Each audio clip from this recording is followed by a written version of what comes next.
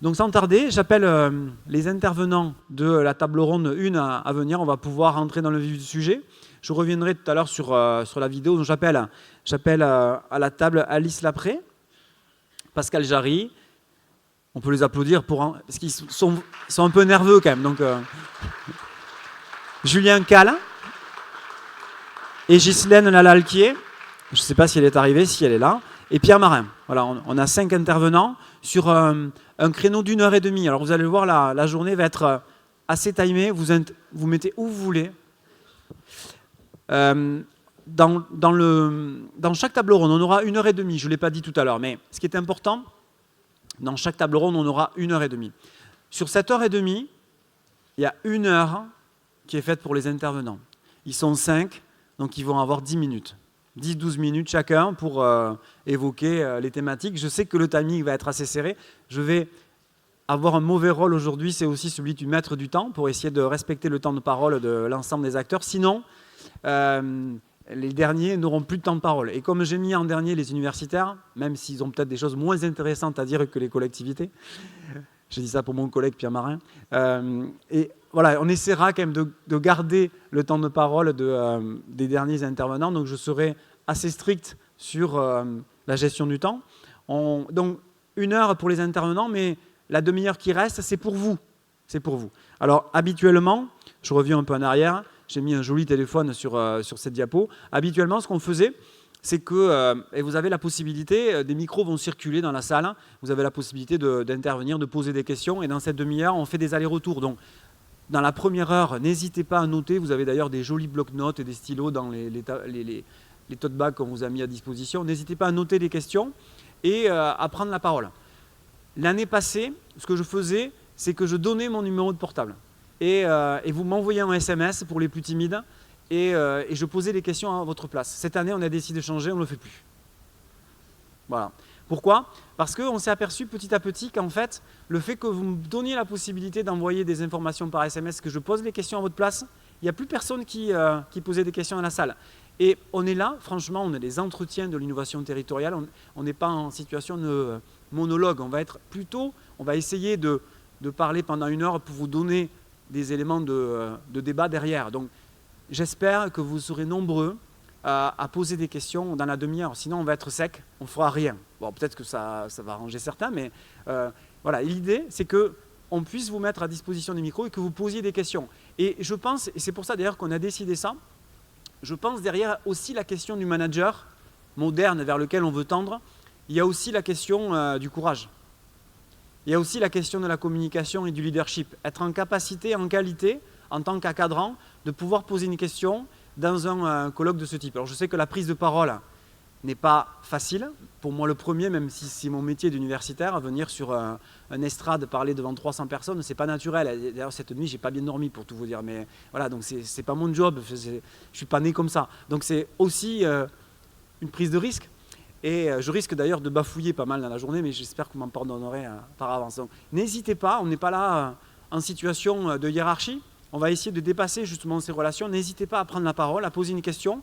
Et comme je dis à mes étudiants, il n'y a aucune question qui est stupide. Si vous posez cette question, il y a sûrement d'autres questions qui sont aussi évoquées par des voisins qui peut-être n'osent pas. Donc j'espère que vous jouerez le jeu. Dans la fameuse demi-heure, je vais contraindre mes collègues intervenants dans la gestion du temps pour vous libérer du temps à vous. Donc voilà, j'espère que vous utiliserez. Et n'hésitez pas à prendre la parole et à poser une question sur les différentes interventions. On le fera en bloc une fois que les différentes interventions seront terminées. Voilà pour cette précision sur l'organisation de la journée. Donc au début de chaque table ronde, pour ceux qui n'ont pas l'habitude d'assister à nos journées, on fait une présentation d'une vidéo qui nous prend aussi beaucoup de temps à organiser. Et donc là, on vous a fait une petite vidéo, c'est Pierre Marin d'ailleurs qui l'a préparée, grâce à l'aide d'un designer qui nous aide sur la partie web à monter ces films. Donc c'est une petite vidéo sur le management par les usages ou le design thinking en 2 minutes. Je propose de la voir et ensuite on passe aux différentes interventions.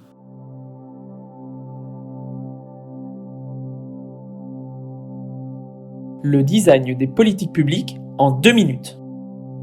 Le design des politiques publiques, c'est quoi ? Selon Roger Talon, le design, Ce n'est ni un art, ni un mode d'expression, mais une démarche créative méthodique qui peut être généralisée à tous les problèmes de conception. L'utilisation de la méthode design au sein des politiques publiques doit permettre de modifier l'ordre des choses et la façon traditionnelle de fabriquer l'action publique de manière plutôt descendante.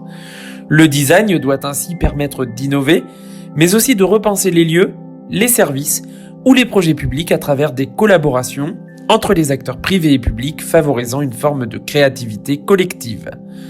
Dans ce sens, quelques collectivités se sont lancées dans l'aventure en engageant ces démarches innovantes. Le design des politiques publiques, pourquoi ?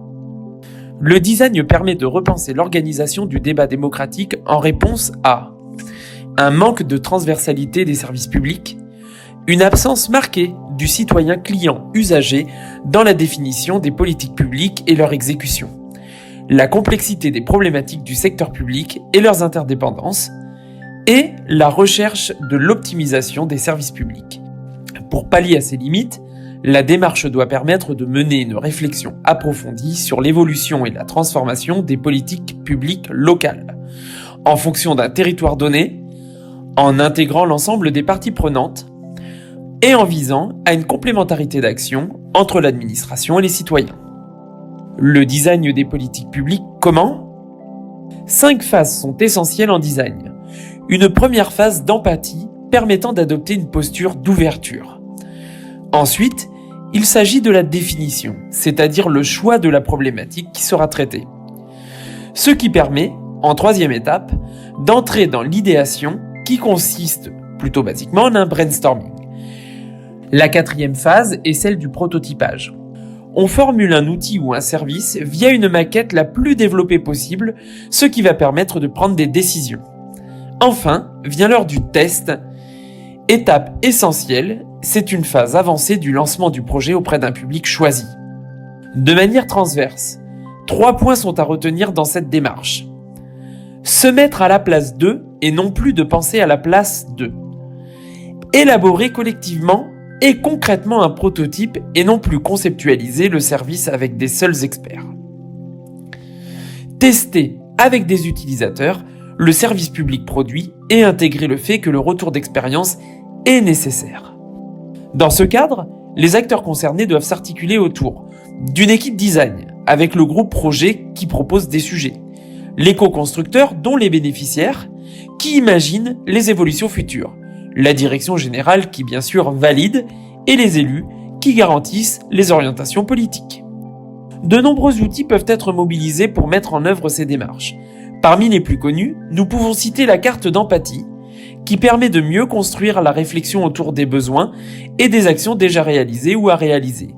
Ou encore les personas, qui permettent de donner un visage humain à un groupe cible en créant des personnages fictifs, en leur créant une histoire totalement crédible ou réaliste. Finalement, le design des politiques publiques consiste en une démarche innovante, originale, dont seulement quelques collectivités locales se saisissent. Ces démarches collaboratives et dynamiques, visant à repenser nos services publics et à les optimiser, devraient toutefois être plus mobilisées ces prochaines années compte tenu des évolutions actuelles. Malgré nos réponses à la définition, aux enjeux et aux modalités de cette démarche innovante, plusieurs questions restent toutefois en suspens. Comment les citoyens s'approprient-ils et vivent-ils ces nouvelles méthodes au service de la participation ? Comment les agents et les décideurs locaux vivent au quotidien cette approche design ? Comment s'articule-t-elle avec le processus de prise de décision classique des organisations publiques ? Le design, oui, mais à quel prix ? Voilà pour cette présentation de ce thème qui n'a pas vocation à rentrer dans le mode opératoire ou des exemples particuliers puisque c'est en 2 minutes. Alors en fait ça dure 4 minutes mais bon c'est pas très grave. Mais l'idée c'est que justement les intervenants derrière viennent se raccrocher à ces concepts. Ce sont des vidéos qui marchent plutôt pas mal puisque les collectivités peuvent les avoir à disposition et les utiliser lors de formations, par exemple sur des thématiques liées au thème qu'on évoquera aujourd'hui. Donc pour illustrer ces problématiques, 5 intervenants que j'ai déjà évoqués tout à l'heure, je ne vais pas les présenter, je propose déjà à Madame Lapré de prendre la parole. Vous avez un micro devant vous, je vais lancer votre diaporama et vous aurez la main sur le diaporama. avec Faut que des je fasse petites deux sèches. choses en même temps. Ça va être dur. Difficile. Merci beaucoup déjà pour votre invitation. Alors c'est vrai que intervenir sur les designs de services publics, ça ne va pas toujours de soi. C'est une thématique qui froisse un peu quand on peut en discuter avec des personnes qui connaissent pas, qui n'ont pas forcément mené ce type de politique-là. Pour ma part, j'ai pris le prisme dans cette intervention que je vais essayer donc, de faire dans les 10 minutes. Pas tant de vous expliquer ce que c'est le design de politique publique, plutôt, ça tombe bien, il y a une vidéo, mais de vous donner le point de vue de l'utilisateur finalement de cette méthodologie-là et moi le retour d'expérience que je peux en faire. Le design, je l'ai utilisé quand j'étais directrice de l'insertion et de l'emploi, en charge des politiques en direction des allocataires du RSA en Essonne. Et j'avais pu tester cette méthodologie de design à Saint-Étienne, à l'école de design de services publics, sur des questions d'insertion. Et le constat que j'en avais fait, c'était que c'était vraiment une méthodologie. Moi, je la résume à ça. C'est vraiment une méthodologie d'intervention qui permettait vraiment de développer l'imaginaire et de s'abstraire un peu de nos problématiques administratives qui parfois nous freinent un peu dans nos capacités d'imagination. Au moment du renouvellement du programme départemental d'insertion, merci, super, c'est gentil. En Essonne, on a eu l'intuition que souvent le design des services publics, il est utilisé de façon très très opérationnelle pour repenser surtout en travail social, repenser des modalités d'accueil dans une maison départementale des solidarités. Et finalement, on a eu nous l'intuition de plutôt l'utiliser pour de l'élaboration de politiques publiques, en partant du constat que si dès le moment de l'élaboration de cette politique-là, elle était pensée avec un prisme, un regard d'usager, ensuite, sa mise en œuvre en serait facilitée dans l'accessibilité du service public. Ce n'était pas un parti pris qui allait de soi. Le design est vraiment souvent utilisé pour des approches très opérationnelles et une fois que la politique publique a été pensée. Et finalement, je pense qu'on loupe un coche quand on arrive à des étapes très, très aval de cette politique publique-là. Pour moi, le retour d'expérience de cette... je pense que c'est la slide suivante. Le retour d'expérience dès le moment de cette intervention, c'était l'intérêt d'avoir de l'extériorité. Et c'est souvent quand on fait appel à des prestataires extérieurs, ce qui est un point fort pour nous, c'est que les constats qu'on peut faire en interne pèsent souvent un peu moins en termes de légitimité que des personnes qui arrivent de l'extérieur et qui finalement portent un regard parfois de néophyte et peuvent dire les choses de façon plus naïve que nous, ce qu'on peut dire. Et ce point fort, c'est la capacité d'extériorité, l'immersion. Dans la vidéo juste avant, il y avait une phase... là aussi, les termes qui sont utilisés dans le design ne collent pas du tout avec nos termes administratifs, donc l'idéation, l'empathie, le prototypage, tout ça. Enfin, bon, voilà, ça mène à une forme de réserve, de doute même sur la légitimité. Moi, ce que j'appelle, la première phase, je l'appelle en général immersion. Donc, immersion, c'est simple, c'est globalement les prestataires qui viennent tester eux-mêmes en tant qu'usagers le service public et qui font des constats sur la façon dont il est rendu. Ça, c'est un point extrêmement positif et ça donne vraiment de la légitimité sur les constats qui peuvent en rendre aussi auprès des professionnels. Qui sont assez imparables. L'aspect très pragmatique de cette intervention, on n'est pas, contrairement à l'image que ça donne sur quelque chose de très théorique, de très filandreux, au contraire, c'est extrêmement opérationnel et pragmatique et ça donne du poids à leur intervention. Pour faire, moi très rapidement sur le volet insertion, sur cette question de la politique sociale, globalement en Essonne, la façon dont on concevait nos actions d'insertion en direction des allocataires, on faisait globalement des actions qui étaient relativement qualitatives au niveau de la formation, au niveau de l'insertion par l'activité économique, mais et on avait un écart entre cette façon dont on concevait les actions, qui nous semblait relativement correspondre aux besoins des allocataires, et la faible orientation de ces allocataires vers les actions. Globalement, les travailleurs sociaux nous disaient voilà, on n'arrive pas bien à comprendre à quoi servent vos actions, et donc on n'oriente pas les allocataires parce qu'on pense que ça ne va pas correspondre à leurs besoins. Donc on avait vraiment un grand écart entre nos capacités de conception et leur accessibilité. Le design des services, il nous a, si vous voulez bien passer la slide suivante, il nous a vraiment... Il a mis à plat en fait ce parcours usager plutôt que souvent en travail social, en politique d'insertion, on raisonne par thématique. Bon, les allocataires, ils peuvent avoir des difficultés en termes d'emploi, en termes de mobilité, en termes de logement, en termes de santé, en termes de sociabilisation. Et finalement, cette approche plus linéaire qu'ils ont eue du parcours usager, quelles étaient les problématiques rencontrées par les allocataires, ou pas d'ailleurs, les facilités avant d'entrer dans le dispositif du RSA, au moment de l'entrée dans le RSA, pendant que la personne perçoit l'allocation du RSA et à la sortie du RSA.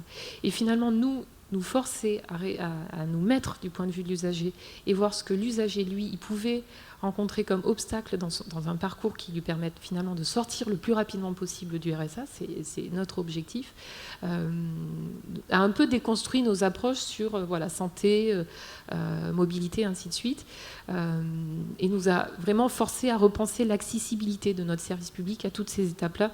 Je pense que c'est un point central du design de service. Je ne pense pas qu'il me reste beaucoup de minutes.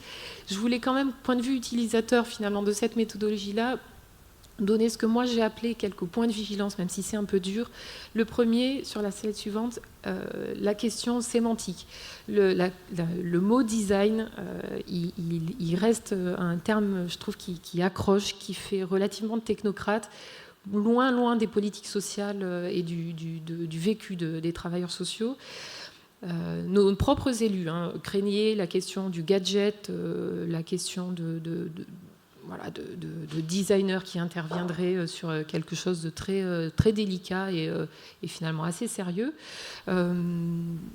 Moi, le parti pris que j'ai fait, même si j'en suis pas nécessairement très fière, c'est plutôt ne pas utiliser ce terme-là. À partir du moment où le terme il fait écran sur tout ce que ça peut amener, j'ai pris le parti pris de jamais l'utiliser et plutôt d'aller sur des vocables du type prestation d'accompagnement à l'innovation,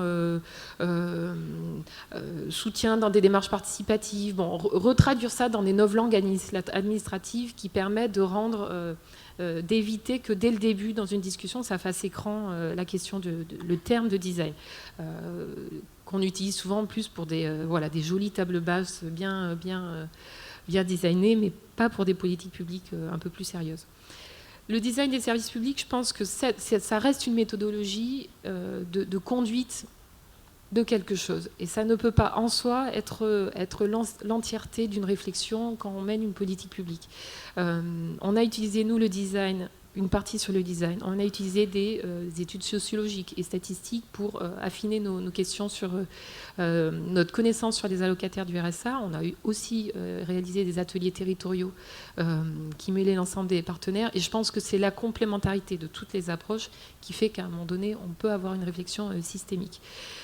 Cette question de la réflexion systémique, pour moi, elle est importante. Le design, encore une fois, c'est un moyen, plus que moi, qu'une fin. C'est vraiment la façon dont je le conçois. C'est un moyen aussi d'accompagner le changement et d'inclure les professionnels dans cet accompagnement du changement, parfois plus qu'une fin en soi. En Essonne, on a utilisé, à côté du design, d'autres approches de formation qui changeaient les paradigmes d'approche et d'entretien individuel avec les usagers. Et du coup, le design, c'était une brique parmi toutes ces briques-là. Pour terminer rapidement,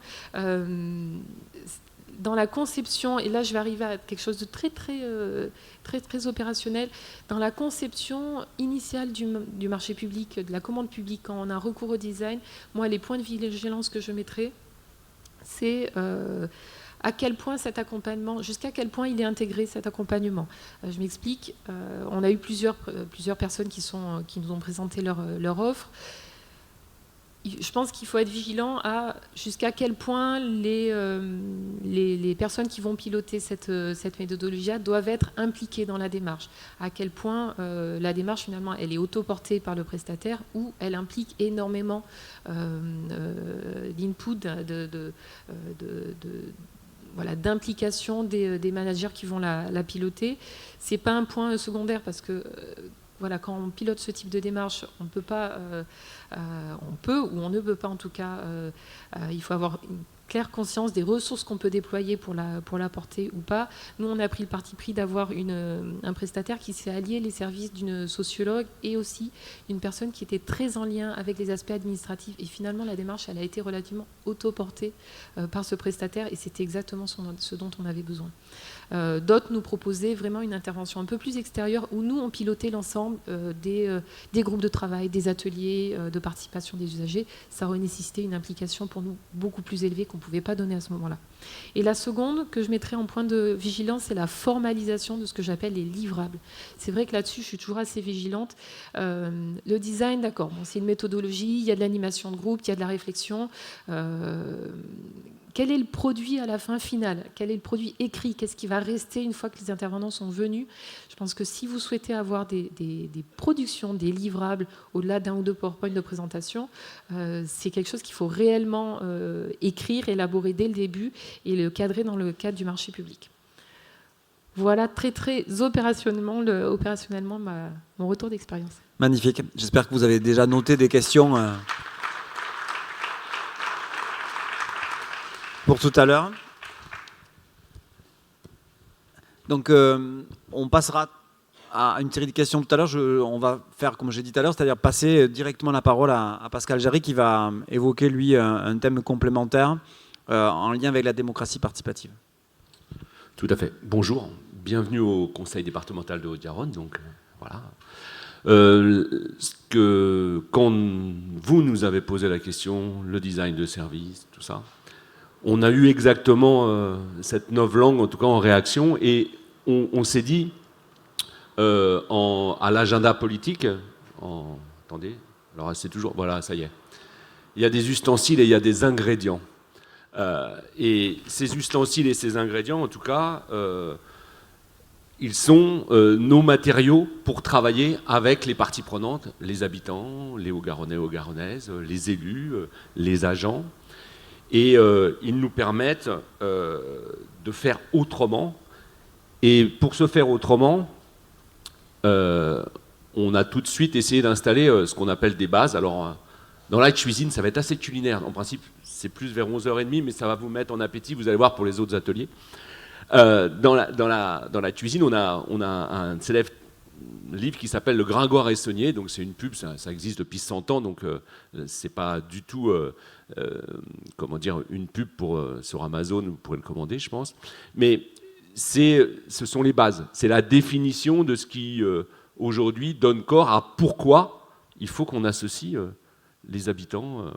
Et le pourquoi, nous ici, il est posé dans la charte du dialogue citoyen et dans le projet d'administration. C'est-à-dire qu'à la fois dans un engagement politique que les élus ont souhaité, d'associer les gens, les parties prenantes à la définition des politiques publiques, et aussi dans le projet d'administration pour que nous-mêmes, agents de la collectivité, intégrons dans nos projets, dans nos politiques publiques, la place des habitants, à la fois pour les définir, ces politiques publiques, pour les évaluer, ou aussi pour mesurer si on atteint les objectifs avec eux. Donc ça, voilà, vous avez la charte, c'est un petit truc, voilà. C'est vrai que c'est difficile, hein, vous confirmez? C'est terrible. Alors voilà, hop. Ces nouveautés, elles sont assez récentes, c'est-à-dire que il n'y avait pas une commande ni politique ni administrative officielle. C'était pas inscrit au menu du jour, en quelque sorte, d'associer la population. Et donc, depuis 2015, mes collègues intègrent petit à petit, dans leur mode de faire, la participation des citoyens, avec un peu un double objectif, à la fois améliorer le service public, et puis permettre la rencontre du citoyen avec le politique, la politique. On est bien sur ces deux objectifs-là, une sorte de cuisson mixte, hein, concentration et expansion. Voilà, on fait un peu de cuisine ce matin.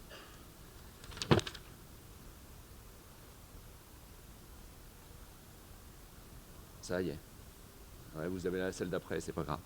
Quelques ingrédients, on a articulé ça, alors c'est quelques mots-clés, mais rôle de l'administration, y compris importante, y compris sur une ambition politique. Donc on a cette vraie articulation-là. l'outillage, et il y a un certain nombre d'outils, guides, chartes, la question d'utilité, en quoi ça va être utile d'associer la population, les habitants, les usagers, les parties prenantes à la définition et à l'évaluation de nos politiques publiques. Et c'est vrai que pour nous mettre en mouvement et pour passer des soirées, des moments, des ateliers en discussion avec les habitants, eh ben, vaut mieux que ça soit utile. Et il nous semble que l'utilité, c'est un levier important dans cette mise en mouvement de l'administration. C'est vraiment très compliqué. Autre élément, et notre collègue l'a évoqué jusqu'avant, c'est la cerise dans le gâteau. C'est-à-dire c'est une démarche intégrée. C'est pas la démocratie ou la participation des citoyens, quelque chose qu'on met à la fin pour faire joli. C'est pas quelque chose qui ne s'inscrit pas dans la méthodologie de projet, c'est la cerise dans le gâteau. Et donc du coup, c'est comment, dès le début, pour pas prendre de retard, et pour pas que ça vienne freiner nos projets, qui ont déjà ils ont un peu de temps des fois à se mettre en place, comment on intègre dès le début cette réflexion-là, à quel moment on met le citoyen dans l'aventure.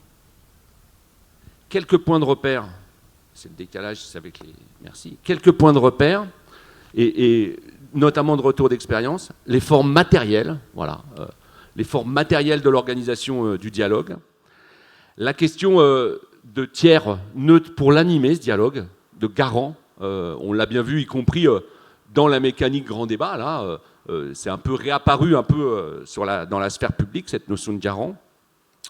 La question de la complémentarité des dispositifs, et c'est ce que je résume par fromage et dessert, et pas fromage ou dessert. C'est-à-dire on a du numérique, du design, qu'on n'appelle pas non plus comme ça, parce que l'important, c'est l'objectif, c'est pas tellement la technique. Du numérique aussi, du présentiel dans l'espace public, et puis aussi articuler la constitution démocratique mixte entre la démocratie représentative et la participative. Et comment on articule ces deux temps-là. Et puis aussi la question de la relation à la décision, comment ce qui a été dit vient impacter le processus délibératif, et à quel moment, et comment, alors ce qui a été dit, la loi, plein d'autres éléments du système, et en ça, je reviens tout à fait d'accord avec la précédente intervention, elle s'articule et elle est présente dans la décision. Et puis, autre élément important pour les départements, mais pas seulement, comment on a cet idéal d'inclusion, d'aller chercher ceux qui ne viennent pas spontanément, qui sont par ailleurs les plus nombreux quand même. Voilà. Donc on a aussi là un défi systématique de se dire, dans nos processus de participation au design, comment on va chercher les publics les plus éloignés, qui peuvent être des publics fragiles, mais pas forcément. Et là, on a un objectif d'idéal d'inclusion important. En interne, en termes d'organisation, le choix qui a été fait par la collectivité, c'est de créer une petite mission. Donc on est dans l'artisanat, il y a un chef projet, on est juste dans le bureau de derrière, là. Il y a un chef projet qui travaille à ça à plein temps, et il y a moi qui suis en appui aussi à chef projet, pour diffuser auprès de toutes les directions. Il y en a un certain nombre dans la salle qui se sont engagés dans l'aventure depuis 2015, et avec une approche d'accompagnement. C'est-à-dire qu'on est au service des directions. Accompagner, c'est être aux côtés. Nos collègues travailleurs sociaux savent bien ce que ça veut dire au quotidien. C'est parfois donner des idées, ouvrir des possibles, alimenter la réflexion, faire du retour d'expérience, parfois mouiller le maillot, être à leur côté pour animer, faire le tiers garant dans des processus de concertation, les aider à écrire un cahier des charges pour solliciter un AMO ou un prestataire extérieur.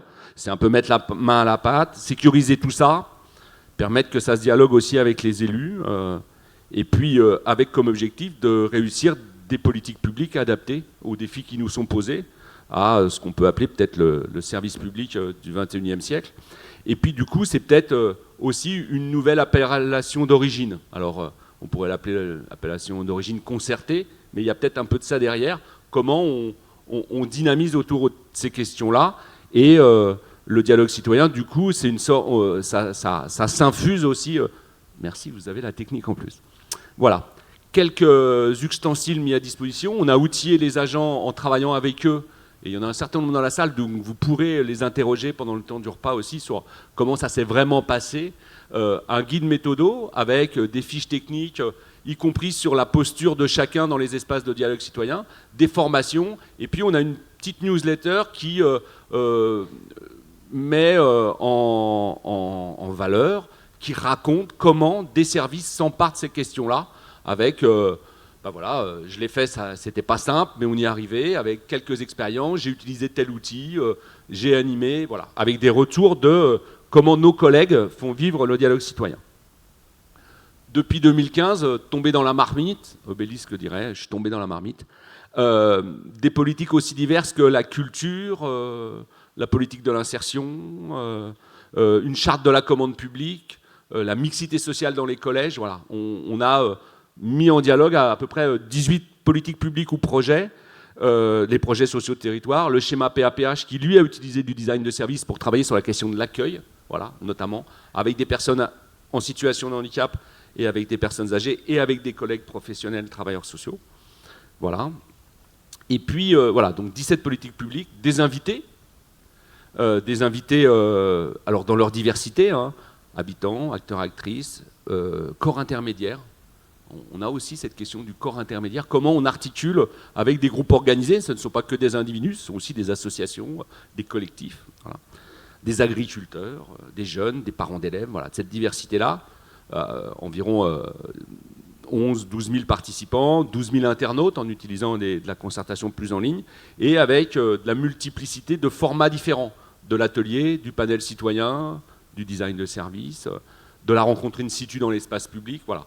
Alors c'est de l'outillage, mais c'est de l'outillage, et à chaque fois, fromage et dessert, ça nous semblait important. On est en train de finaliser une évaluation participative. C'est important de prendre le temps de goûter, voir ce que ça produit. Ce qu'on se rend compte, c'est qu'on a encore de gros efforts à mettre en mouvement sur comment on rend visible et lisible que ce que les habitants ont apporté est venu impacter la politique publique. Et ça, il faut arriver à le raconter, parce que le raconter, c'est un vrai outil de mobilisation, après, pour d'autres. Donc là, on a des gros progrès à faire. La question et ça impacte le manager notamment, la question des ressources et des moyens pour réussir ça, y compris dans nos propres profils de poste. Hein. Aujourd'hui, est-ce qu'on peut encore recruter des chefs de projet, des chefs de service, des directeurs qui n'auraient pas dans leur profil de poste des éléments là-dessus. Et puis, on a aussi à travailler la visibilité, parce que ce n'est pas forcément des choses qu'on avait travaillé suffisamment. Voilà, ça c'est un peu ce qui ressort. Une administration, tout c'est tout au fourneau, force de proposition. Pour des processus de concertation utiles aux politiques publiques, on insiste beaucoup sur la question de l'utilité, et la participation citoyenne n'étant pas un objectif, mais un moyen.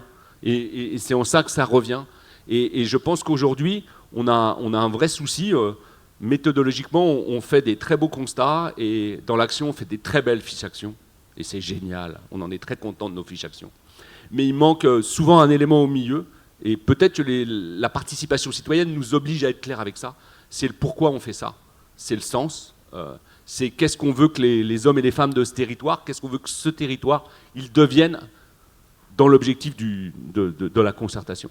Et là, je pense qu'on a là peut-être des points de vigilance, parce que la méthodologie ne doit pas l'emporter sur l'objectif. Ce qu'on sait, c'est que ça vient impacter nos boulots au quotidien, les boulots de l'administration notamment, hein, nos profils de poste, nos savoir-faire, nos évaluations annuelles, notre temps de travail, notre organisation personnelle. Voilà, donc ça a un impact important. Les collègues des RH, je les ai vus dans la salle, je sais qu'il y a déjà des choses qui sont en mouvement et qui viennent impacter un peu tous ces éléments-là. C'est certainement un outil, c'est-à-dire que le dialogue citoyen, il vient forcément questionner le dialogue social interne.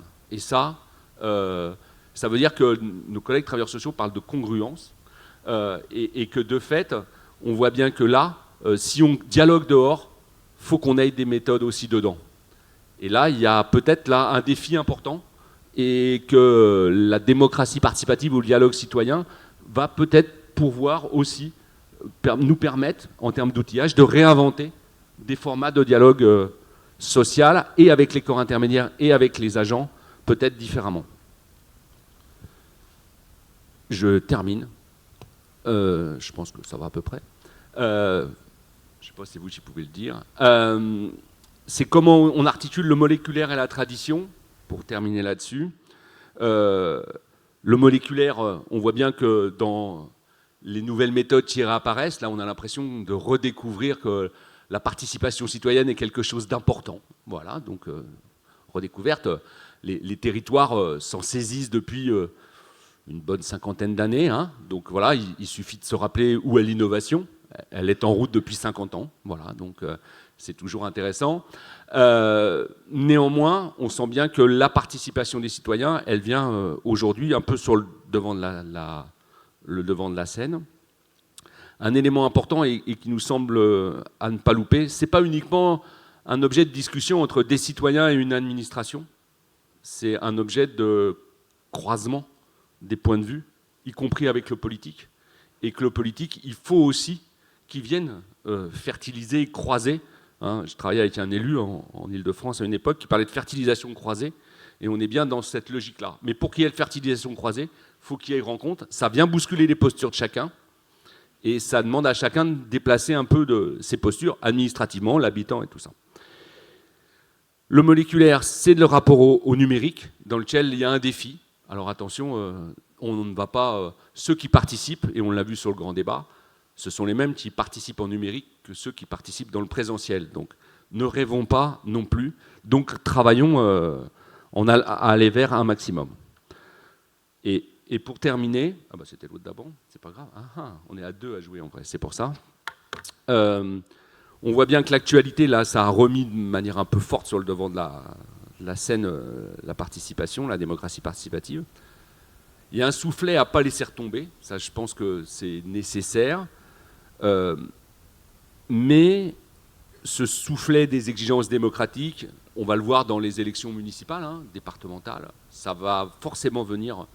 Et il me semble que nous, administration, on n'a pas tout à fait le même objectif, dans les mêmes finalités de faire participer les citoyens, mais qu'il y a de la complémentarité et qu'on peut en tout cas s'appuyer là-dessus pour construire peut-être un autre service public du XXIe siècle. Et moi, j'avais un défi, c'était pas de parler d'innovation, donc je pense que c'est fait.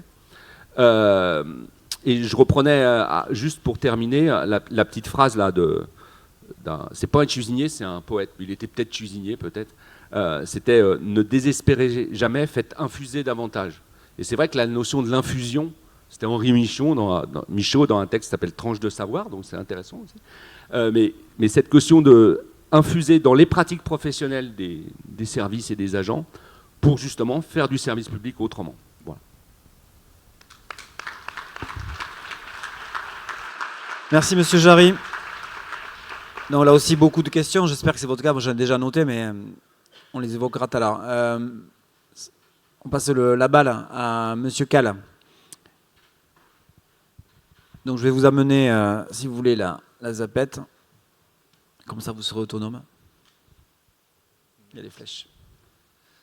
Bonjour à tous. Alors... Non, alors, attendez, c'est moi qui vais lancer par contre. Ça y est, c'est à vous. Merci. Bonjour à tous. Donc, je vais vous présenter un exemple opérationnel. En fait, on a parlé un petit peu de théorie dans le début de la présentation.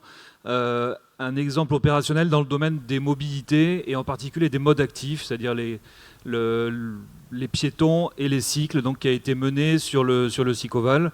C'est la création d'une communauté qu'on a appelée la communauté des modes actifs et de la glisse urbaine. La glisse urbaine, vous savez, c'est tous ces nouveaux engins qui fleurissent un petit peu partout, les gyropodes, les overboards, etc.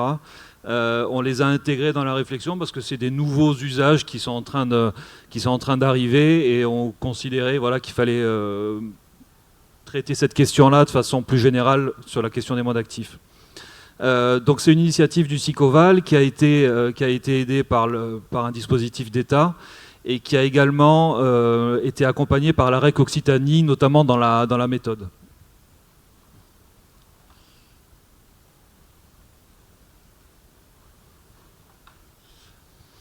Donc on ne parlera pas dans cette présentation de design, on est vraiment sur plutôt des questions plus opérationnelles, plus concrètes. Et bon, par contre, vous retrouverez certains éléments qui ont été présentés tout à l'heure, précédemment. Le SICOVAL, donc je ne vais pas m'attarder sur l'ensemble des chiffres, vous voyez qu'il y en a beaucoup. Juste vous indiquer que c'est une communauté d'agglomération qui est dans le sud-est toulousain, qui comprend 36 communes. Sa caractéristique principale, c'est le fait que ce soit une collectivité périurbaine, à proximité et limitrophe de Toulouse, mais également en lien avec les territoires un peu plus éloignés, moins denses du Lauragais. En termes de mobilité, ça a forcément un impact, c'est caractéristique. On est sur des secteurs proches de Toulouse qui sont connectés au métro. On a une tête de pont métro et on a ensuite des réseaux bus structurants vers les zones d'activité et des réseaux à la demande, par exemple en termes de transport en commun, dans les secteurs moins denses. En termes de mode actif, on est traversé par le parcours cyclable du canal du Midi, qui a été développé par le département, sur lequel le SICOVAL développe ses axes structurants. On est sur une mutation un petit peu sur la question des modes actifs, puisque pour l'instant, c'est la voiture qui est principalement utilisée dans les déplacements sur notre territoire. Mais on sent qu'il y a un renouveau, qu'il y a un développement des modes actifs. Et c'est pour cette raison que différentes actions sont menées. C'est un territoire également qui est attractif pour les entreprises. Près de 30 000 emplois, même plus de 30 000 emplois sur le SICOVAL, avec 5 000 entreprises. Et je vais vous préciser ce qui se passe dans la partie nord du SICOVAL. Alors sur ce secteur nord du SICOVAL, alors désolé, il y a pas mal d'acronymes, on va essayer de passer assez rapidement, mais il y a des zones d'activité qui sont assez importantes, qui sont assez attractives, notamment la baie Génova, qui s'appelait initialement la baie Ginopole, près de 15 000 emplois, et puis beaucoup d'emplois prévus, une densification forte qui est prévue. Au niveau de Ramonville également, une zone qui s'appelle le parc technologique du Canal, qui fera l'objet également d'une extension. On a ce problème du fait de l'attractivité de ce secteur-là, on a des congestions régulières, on a toutefois des projets structurants importants, une double desserte en mode métro, la 3e ligne de métro, également la connexion ligne B. Et on a, alors c'était la façon un petit peu positive de tourner les choses, mais un fort potentiel de report modal vers les modes actifs, qui sont assez peu utilisés actuellement et on aimerait vraiment pousser, c'est l'objet un peu de cette communauté, d'inciter et de développer par des différents types d'actions l'utilisation des modes actifs. Donc on s'est posé la question, le SICOVAL s'est posé la question, comment est-ce qu'on peut inciter au développement de ces modes actifs en ayant une vision un peu collective, en essayant d'associer la population, les entreprises, les associations, les élus dans une structure commune.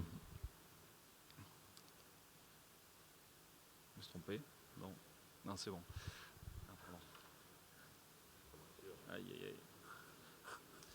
Donc cette structure, on l'a appelée la communauté des modes actifs et de la glisse urbaine.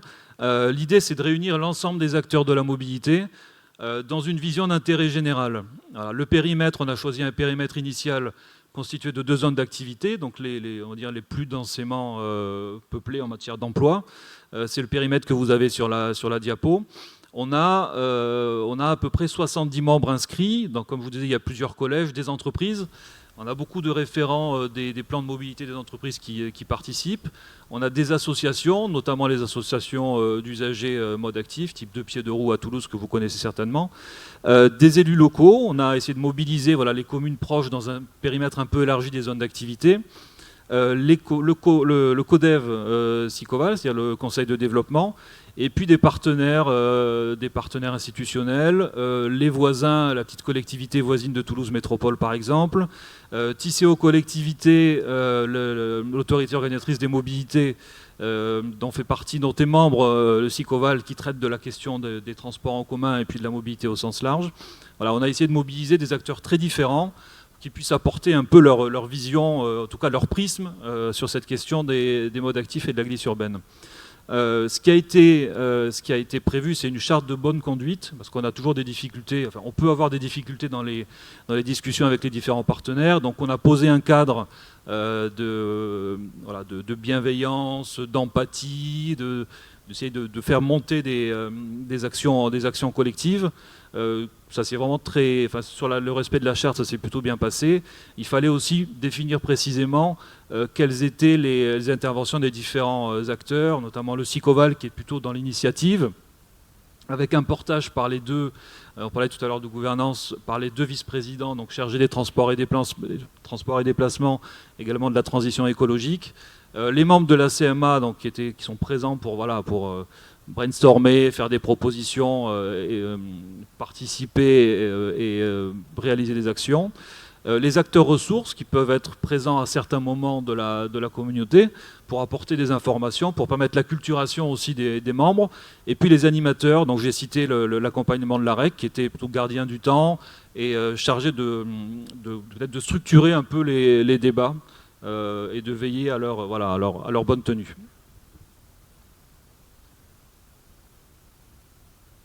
Décidément, je n'arrive pas bien. Ouais, c'est bon. Alors les travaux, donc il y a une première partie de définition de la feuille de route. Donc ça s'est fait sur on va dire 3 réunions. La première réunion, ce qui était important, c'était de partager un diagnostic, c'est-à-dire qu'on a fait un diagnostic sur une sorte de photo sur l'utilisation des modes actifs et sur les perspectives, sur le périmètre qui avait été choisi. Ce diagnostic, il a été présenté et partagé. Je pense que c'est une base assez importante pour le travail à venir.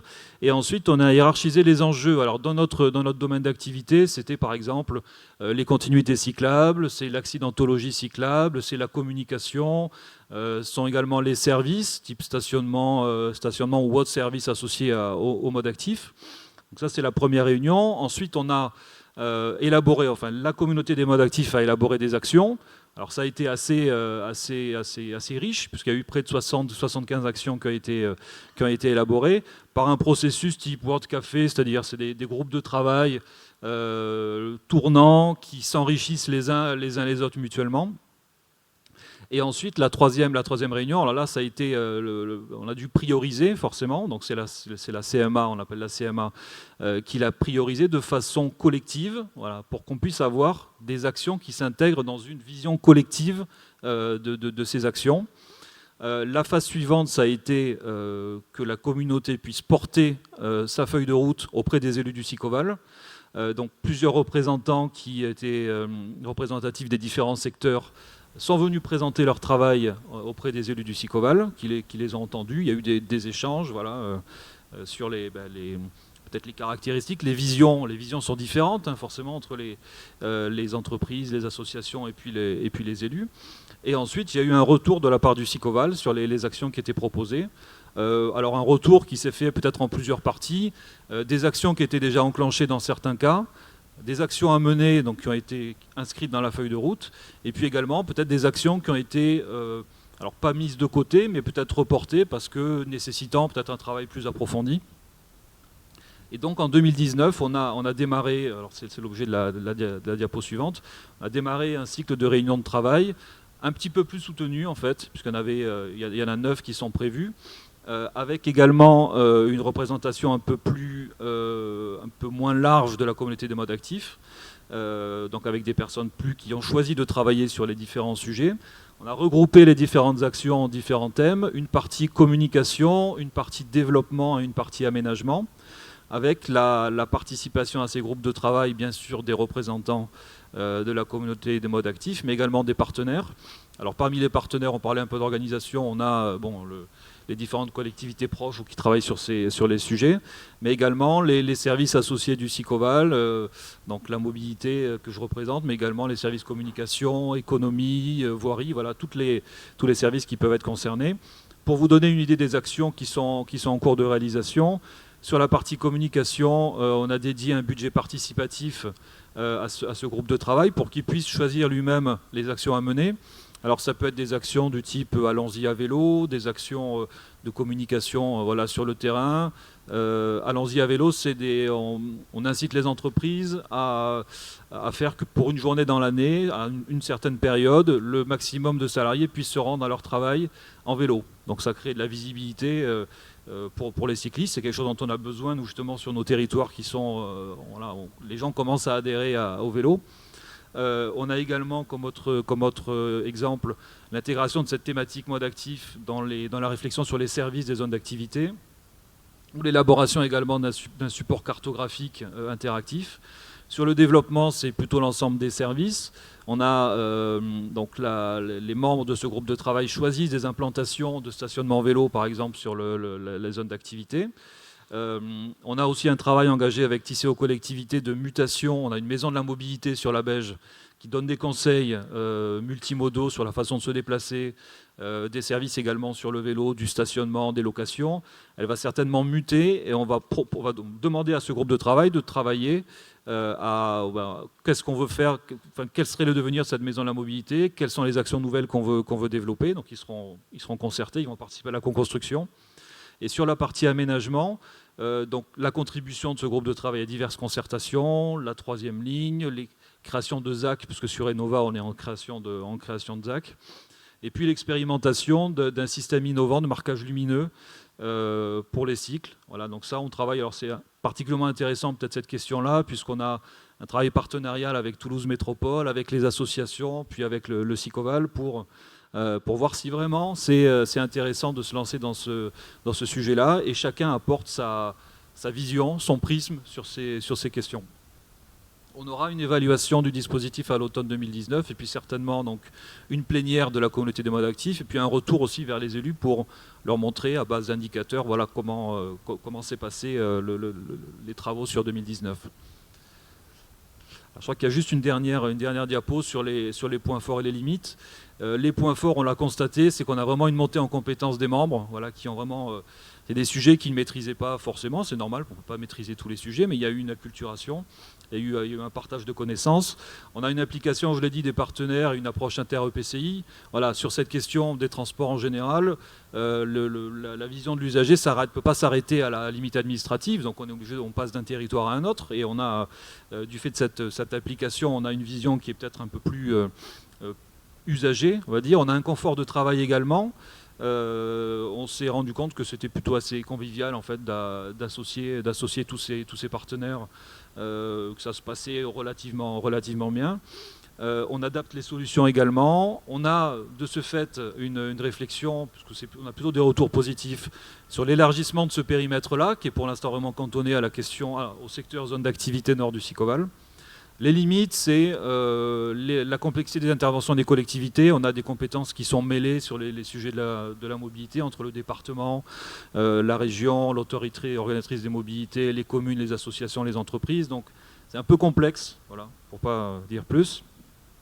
On a besoin d'une plateforme d'échange pour mieux travailler. On a besoin de pouvoir échanger des documents, d'avoir des retours plus réactifs. Ça, on est en train d'y travailler, mais ça nous manque dans notre relation avec les membres de la CMA.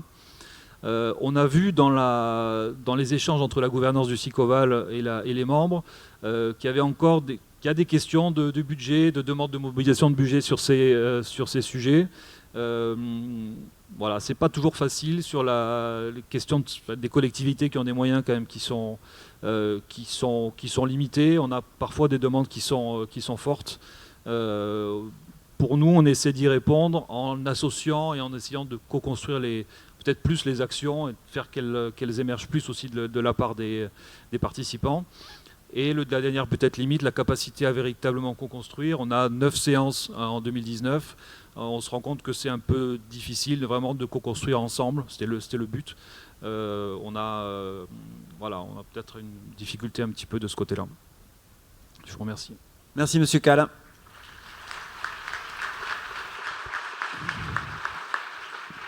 On est à peu près dans les temps. Je laisse la parole à Madame Lalalquier sur une intervention complémentaire. Merci. Bonjour à toutes et à tous. C'est toujours un plaisir pour moi de venir ou revenir au département de la Haute-Garonne. Et j'en profite là pour passer un petit coucou à toutes les têtes connues dans la salle et que je n'ai pas pu saluer tout à l'heure. Pour les autres, bonjour à toutes et à tous. Donc, effectivement, la région Occitanie, depuis 2016, s'est fortement inscrite dans les démarches d'innovation. Et nous appuyons pour cela sur 2 cadres importants. Tout d'abord, un accord de majorité qui indique précisément la volonté de s'inscrire dans ces démarches dès 2016, et puis dans le projet d'administration que nous avons construit depuis et qui a fortement initié en interne les démarches d'innovation. Aujourd'hui, nous avons 3 grands domaines de politique sur lesquels nous intervenons en démarche de design thinking. D'abord, le management en interne. Nous avons construit la nouvelle administration régionale à partir de démarches d'innovation en nous appuyant sur le message suivant, construire ensemble une nouvelle région.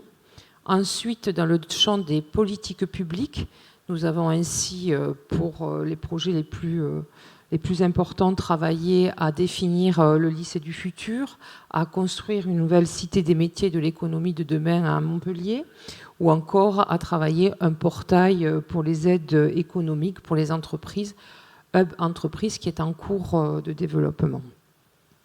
Enfin, donc, et je vais peut-être plus particulièrement intervenir là-dessus aujourd'hui, nous avons engagé des démarches de démocratie participative importantes. Et je vais un petit peu donc, essayer de vous décrire, en m'appuyant sur un cas concret, de quelle façon nous travaillons. Donc les démarches de démocratie participative sont désormais quasiment systématiques pour tous nos grands enjeux. Donc la première démarche nous a permis de choisir le nom de la région, puisque ce sont 253 000 personnes qui ont participé au choix du nom Occitanie dès 2016. Nous avons ensuite travaillé sur les états généraux du rail et de l'intermodalité, avec là aussi une très forte participation en amont, notamment de la négociation de la convention de TER qui fait aujourd'hui la une de certains journaux. Et puis ensuite, en 2018-2019, autour de la grande cause alimentation.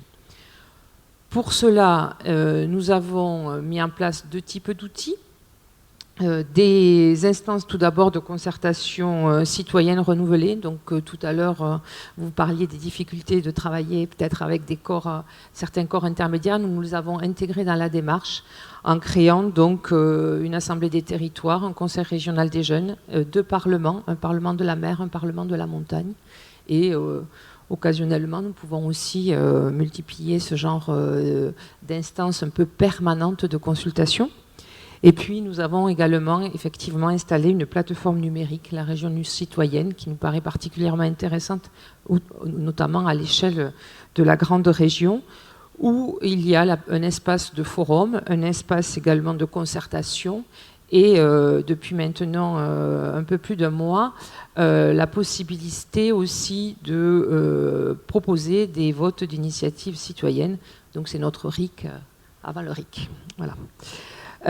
Donc pour chacune de ces démarches, nous avons défini avec 2 concerts, agents et élus, à l'occasion de 3 séminaires, le cercle virtueux qui s'affiche ici. Alors peut-être qu'il sera difficile à lire, mais je vais vous le commenter, qui est un petit peu notre référence sur laquelle nous nous appuyons pour engager chacune des démarches.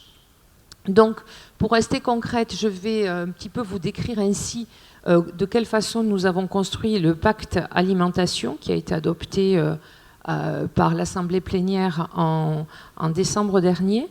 Et vous le verrez, dans cette stratégie qui a été définie au niveau régional autour de l'alimentation, nous n'avons pas fait de la concertation citoyenne pour vérifier à un moment donné un certain nombre de points que nous souhaitions faire valider par la population. Au contraire, c'est vraiment à partir de la démarche concertation citoyenne qu'ont été établies des actions très précises à engager et sur lesquelles nous travaillons aujourd'hui. Donc les bons ingrédients pour une démarche citoyenne selon nous, c'est d'abord de bien expliquer la démarche. Donc il y a un travail effectivement de pédagogie. Vous vous indiquiez tout à l'heure qu'il était important de connaître, de savoir pourquoi on s'engageait dans cette démarche.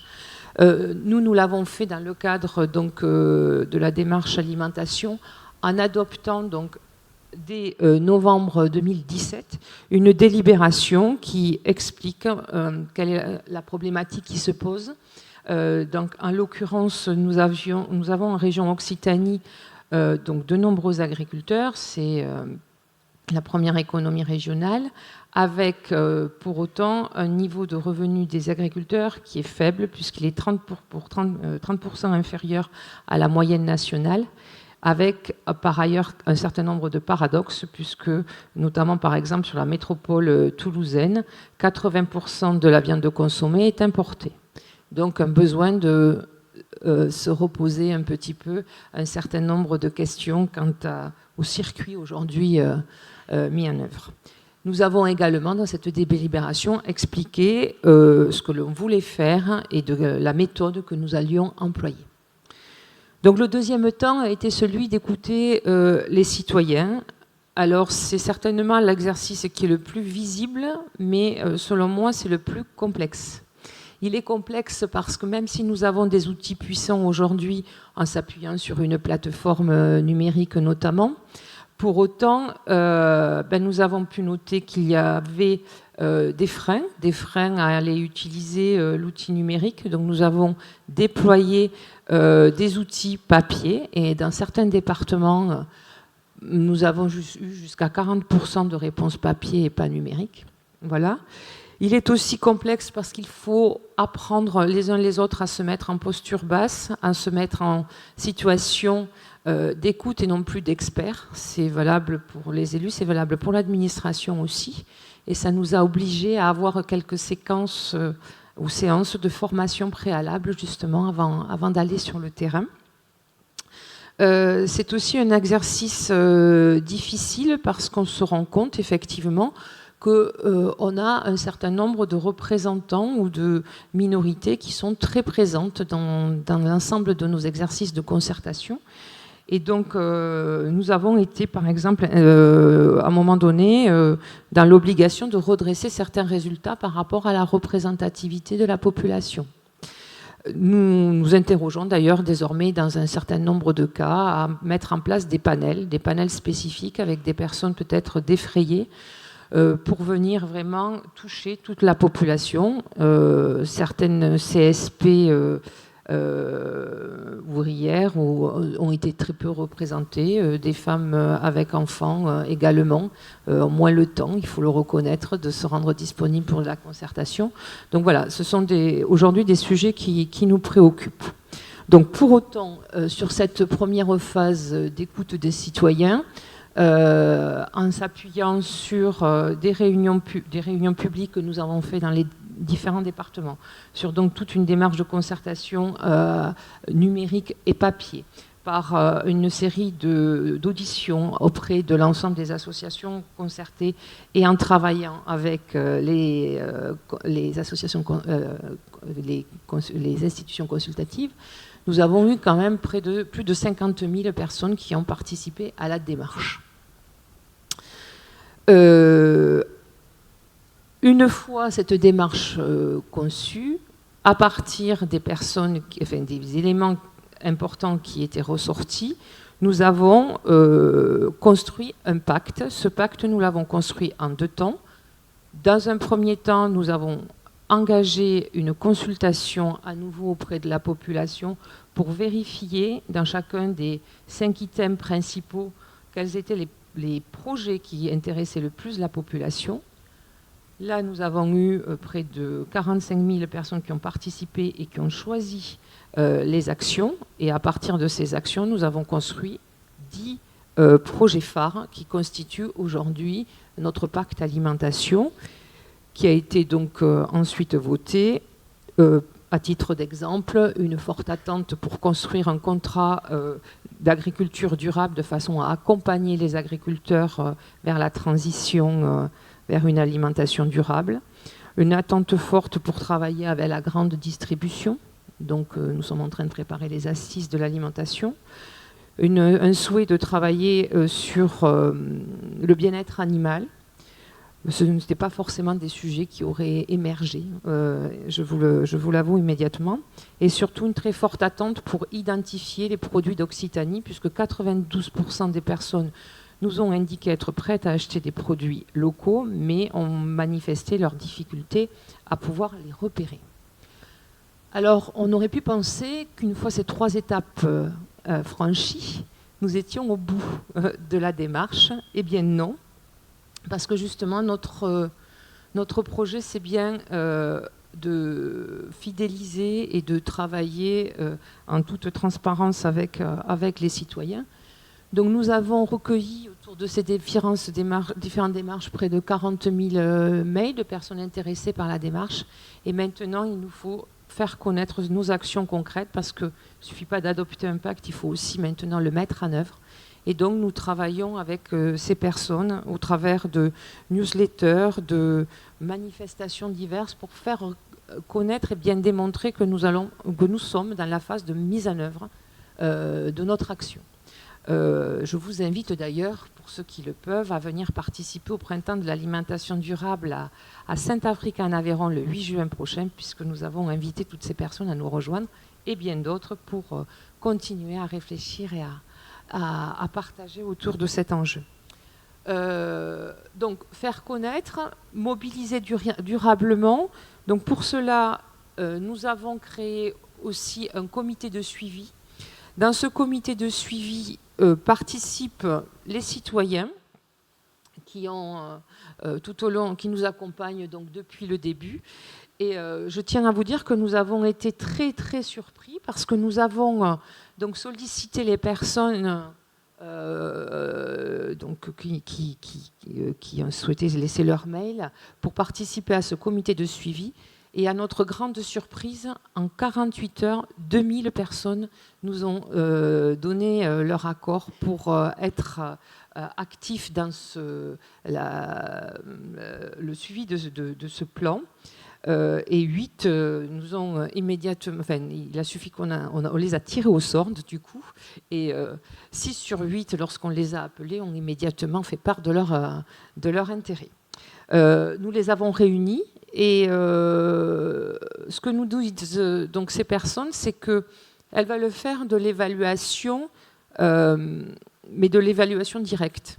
Elles n'ont pas du tout envie d'être dans des comitologies, de venir écouter un petit peu notre bonne parole sur la réalisation des actions. Elles veulent qu'on les accompagne sur le terrain, qu'on aille voir concrètement dans les supermarchés, sur les marchés, chez les agriculteurs, comment se mettent en place nos actions. Voilà, tout cela bien pour donner confiance et pouvoir engager, reconstruire également, se relancer dans ce schéma sur d'autres projets. Et c'est pour cela que nous accordons vraiment une importance forte à la transparence que nous avons de l'ensemble de la démarche. Donc, en conclusion, la région citoyenne, c'est vraiment une nouvelle culture. C'est une culture aujourd'hui qui essaime dans toutes nos directions.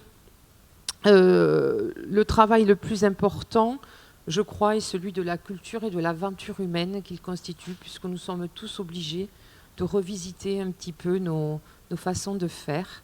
Et mais nous avons de multiples projets nouveaux, ce qui prouve bien l'intérêt de tous à la démarche. Et juste une anecdote pour vous dire combien nos citoyens sont intéressés par la démarche. J'ai toujours le souvenir d'une soirée du mois de juillet où nous avions prévu une réunion publique à Nocelles. Il se trouve que ce soir-là, il y avait une demi-finale pendant la Coupe du Monde de foot, voilà, où la France était jouée.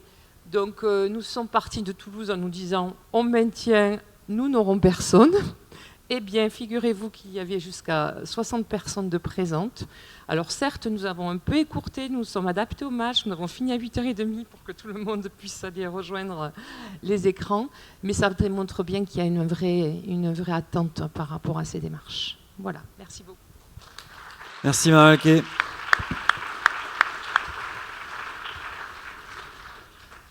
Pierre Marin, un petit mot de conclusion et de liaison avec les différentes interventions pour revenir sur cette méthode, cette démarche du design.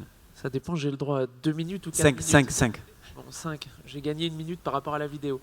Bonjour à tous. Alors, vous m'avez déjà vu sur les vidéos ou entendu ma voix, je vous plains, donc il faut recommencer maintenant. Pour vous présenter un petit peu le design et peut-être quelques éléments avec lesquels on peut faire le lien sur la partie université. Sur la définition, j'y reviendrai pas long. Tiens, oui, c'est vrai que c'est compliqué de faire les deux. Hein,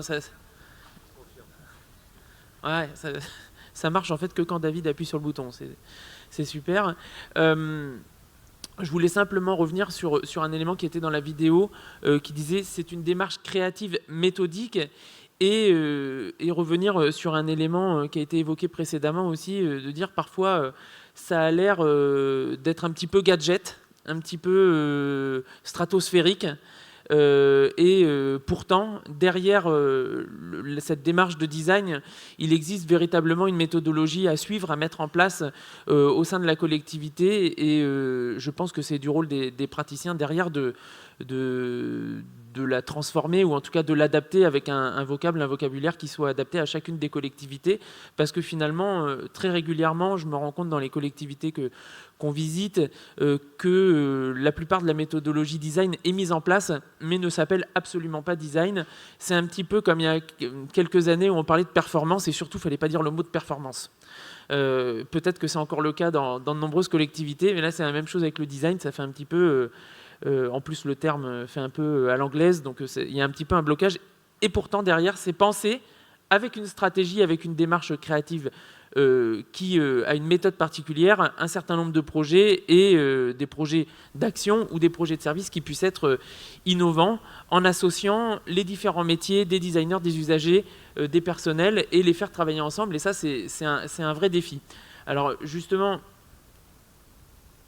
au niveau des enjeux qui sont derrière, c'est, si je reviens sur des éléments de gestion, c'est de l'amélioration continue, c'est de la mise en place de la qualité, puis c'est aussi derrière un principe un petit peu double, que je vais faire le lien entre le principe de réalité, de revenir à un principe de réalité du quotidien, de l'usage, et parfois quand on est en interne, de repenser les pratiques d'un service. Ça peut être totalement adapté pour une pratique dans un service, par exemple, qui est plutôt tourné vers la collectivité, un service RH ou un service finance. Donc c'est tout à fait adapté, et c'est d'humaniser aussi ce principe-là, et de revenir à un principe de réalité. C'est-à-dire comment les personnes qui travaillent dans le service, ou comment les usagers, mais ils ressentent le service, et de quoi ont-ils véritablement besoin, et comment les libérer derrière par rapport à ça. Surtout que derrière, on est sur une démarche qui, elle, n'est pas complexe, mais les problématiques sont parfois complexes. Vous évoquiez tout à l'heure d'avoir à réunir de nombreuses parties prenantes différentes, donc avec des intérêts différents. Et d'ailleurs, c'est au cœur du management public et de la spécificité du management public, c'est d'avoir à atteindre des objectifs collectifs, avec pourtant des intérêts à l'intérieur de nombreuses parties prenantes qui sont complètement divergents. Et une même personne, et on le retrouve dans l'installation du design, une même personne peut avoir des intérêts divergents en fonction de la casquette qu'elle occupe. Je suis chef d'entreprise, mais en même temps, je suis le papa qui emmène la petite fille ou le petit garçon à la danse ou au judo, et puis j'ai envie d'avoir une offre importante, mais au moment de payer des impôts, j'ai pas trop envie de les payer. Ou au moment de parler par exemple, de l'occupation des sols, tiens, là, une entreprise qui serait ici, ce serait quand même pas mal. Alors que finalement, les enfants traversent à 2 pas plus loin. Donc là, on est un petit peu comme ça, bipolaire, voire tripolaire, en fonction du rôle qu'on peut avoir. Et le design essaye de réunir ça dans cette complexité. Le schéma a l'air un peu compliqué comme ça, mais finalement, en vase clos, ça aurait été mieux avec un S, mais je vois qu'il y a une petite coquille. Mais l'idée, c'est de dépasser la construction classique d'un service public ou d'une politique publique, d'un service ou d'une politique publique, en faisant quoi, vous remarquerez sur la gauche des traits qui sont complets, et puis sur la droite, les traits qui représentent la frontière organisationnelle, la frontière de l'organisation, pouvoir aller s'inspirer de ce qui se fait à l'extérieur, de ce qui se dit à l'extérieur, et de laisser émerger au fur et à mesure de l'avancée des projets, de nouvelles idées. Et justement, c'est ce qu'on remarque quand on met en place des démarches de design, c'est que parfois on part avec une idée préconçue, prénormée de ce qu'on aura envie de faire dans notre service, et puis quand on intègre les différentes parties prenantes, mais on va quand même aller réussir à construire cette politique-là, mais on va aller l'agrémenter, on va aller l'associer à de nouveaux besoins qui vont apparaître et qu'on va essayer d'aller traiter, soit dans le même temps quand c'est possible, soit de manière parallèle ou successive quand on peut le faire. Et donc, au travers de cette démarche-là et par l'association des différentes parties prenantes, on va créer ou recréer un service, voire développer des choses qui n'étaient pas prévues au début avec les usagers. Et c'est ce qui me permet de dire que au cours de cette création, de ces processus d'innovation qui sont plutôt ouverts, puisqu'on va aller chercher, contrairement aux pratiques initiales où on avait des experts de métier qui venaient travailler seuls pour répondre à un besoin public ou pour créer un besoin public qui avait été identifié par des élus. Là, on va aller chercher des collègues à l'intérieur de la structure, des spécialistes à l'extérieur de la structure et des usagers qui sont eux-mêmes spécialistes de leurs propres attentes ou de leurs propres services. Donc des connaissances qui sont parfois antérieures, des connaissances qui vont être le fruit immédiat de la collaboration, parce que pendant la collaboration, on va accéder à de la connaissance. Parfois, on le voit, par exemple, quand on est sur des projets de tracés de TGV, pour ceux qui ont connu ça, il y a des gens qui viennent aux réunions publiques qui sont plus spécialistes que la personne qui présente le futur tracé, parce que c'est une passion depuis toujours, et le train, et les connexions, la connectivité. Et donc, on trouve dans la population aussi des spécialistes, et c'est aussi intéressant de pouvoir s'appuyer sur eux. On retrouve ça aussi dans le monde associatif, pourquoi pas.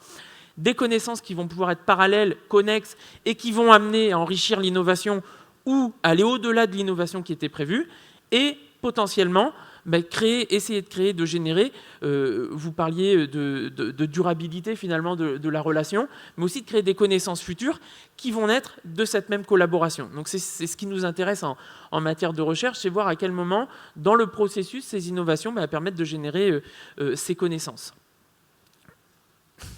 Toujours pas. Voilà, donc 4 points à retenir dans les modalités. Sur, évidemment, l'approche empathique, vous disiez, ça fait un peu gadget, mais ce que je trouve vraiment essentiel, c'est de dire, tiens, je me dis pas ce que je fais pour les autres, je me dis de quoi l'autre a besoin. Et je me mets à la place de celui qui a besoin du service. Et j'essaye de me mettre à la place, non pas de celui qui prend le bus, par exemple, si vous parliez des connectivités, mais pourquoi pas de celui qui ne le prend pas. Et ça, c'est pas forcément évident, parce que ces personnes-là, justement, pour aller les fidéliser, aller les chercher, comment je fais pour aller chercher quelqu'un qui n'a pas le temps de participer, ou même qui, tout simplement, ne prend pas le bus? Comment je fais pour imaginer un tracé, parce que ces personnes-là ne sont pas là? Donc ça fait partie de l'enjeu, et de se mettre à la place de ces personnes, en les imaginant. On parlait il y a des outils pour faire ça, en imaginant ces personnes-là, et d'essayer de tester, de créer, de co-créer. On parle de gouvernance participative quand on le ramène à un principe de gestion collaboratif sur des projets publics, et d'aller construire avec eux le service. Et là, la spécificité dans le design, c'est de construire ensemble cette solution et d'aller jusqu'au test de cette solution. Si je voulais vous prendre un exemple là, vous voyez, tout à l'heure quand vous êtes rentrés, alors il y a les indisciplinés qui sont rentrés par toutes les portes, puis il y a ceux qui ont suivi le 1, le 2, le 3, le 4. C'était une maquette au début, le 1, le 2, le 3, le 4. Et on l'a testé, et je me rappelle très bien de ma collègue qui me dit, si tu vois, alors là ils vont rentrer par là, puis après ils vont aller à droite, et tu vois, parce que sinon ça va être dans le sens inverse. On l'a fait, on l'a testé en réel, et aujourd'hui, on l'a mis en œuvre. On corrigera peut-être l'année prochaine, parce que l'idée, c'est aussi d'être dans un processus d'amélioration continue et d'apprentissage. On le retrouve aussi derrière, vous l'avez évoqué dans la boucle, ce processus d'apprentissage. Et finalement, alors ça a l'air tout joli, tout beau, comme ça on se dit c'est facile à mettre en œuvre, mais j'entendais dans les remarques et dans les présentations que parfois ça représente le truc en plus à faire. Et c'est ça qui est assez intéressant, c'est on a ça à faire dans notre quotidien, puis en plus on va faire du design, ça va être vachement bien. Et donc je vais aller chercher des consultants extérieurs, je vais aller m'appuyer sur de la démarche qui est structurée, et puis tant qu'à faire, je vais leur laisser porter, c'est ce que vous évoquez. Là, il y a un risque, et je voulais rebondir sur ça, il y a un risque, c'est que finalement, là, quand on le fait faire à l'extérieur, et puis on fait des réunions, on colle des post-it, ceux d'Optima, bien sûr, que vous avez eu dans le tote bag, on colle des post-it, et puis au final, l'expert s'en va, et vous, qu'est-ce que vous faites du tas de post-it qui est sur votre bureau? Et vous vous dites, c'est bien joli, en plus j'arrive pas à lire ce qu'il y a d'écrit, j'ai pas animé l'atelier, donc finalement je sais pas trop quoi en faire, et on peut être mis en difficulté si on l'anime soi-même, c'est un peu l'équilibre, c'est si je l'anime, qu'est-ce qu'il faut que je leur demande d'écrire sur les post-it? Donc à la fois, ok, je veux bien mettre une pratique innovante, mais ça demande aussi une certaine formation. Alors, on évoque deux types, pour revenir à ça, deux types de paradoxes. Le paradoxe d'abord de l'usage, c'est que finalement, il y a une espèce de polyvalence, j'ai expliqué les différentes casquettes, et finalement, l'usager, il agit parfois de manière complètement imprédictible. Il vous a juré promis qu'il allait prendre le vélo, et finalement, il continue à prendre sa voiture tout seul. Alors qu'en réunion, il a dit oui, on va faire un dessin comme ça, on va prendre le bus à tel endroit, etc. On va partager nos voitures. Finalement, vu qu'il est parti à -5 et qu'il a réunion à 8h, ça va être un peu juste, il prend quand même sa voiture. Donc ça, c'est difficile aussi, et cette multiplicité, un peu de comportement qui est complexe à prendre. Et le paradoxe aussi de l'innovateur, et c'est là où on a peut-être une limite, c'est jusqu'où je vais pouvoir aller dans le processus itératif de co-construction. Parce que les élus parlaient tout à l'heure de la différence entre l'agenda administratif, et puis je pourrais rajouter l'agenda politique, et puis je pourrais rajouter l'agenda des usagers, et plus. Et finalement, à un moment donné, quand je veux construire le projet, il faut que j'arrête de créer. Parce que, je dis toujours, la créativité doit décroître en même temps que l'apprentissage augmente. Parce que si on continue à inventer, on n'arrivera jamais à concrètement faire la chose. Et là où le design répond, c'est qu'il y a un choix à un moment donné à la sortie de ce qu'on appelle la phase d'idéation, de construction, c'est le choix d'une solution, le prototypage, le test.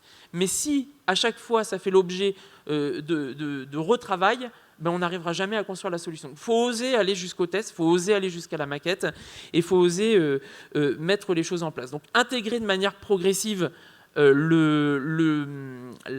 cette discipline qu'on va s'imposer dans nos pratiques, parce que si c'est extérieur, si on ne se l'impose pas à soi-même, et si on ne le met pas en place, ça restera toujours quelque chose qui est fait par quelqu'un d'autre et qui sera juste joli sur le papier. Et ce qu'on en attend, c'est des déviances positives.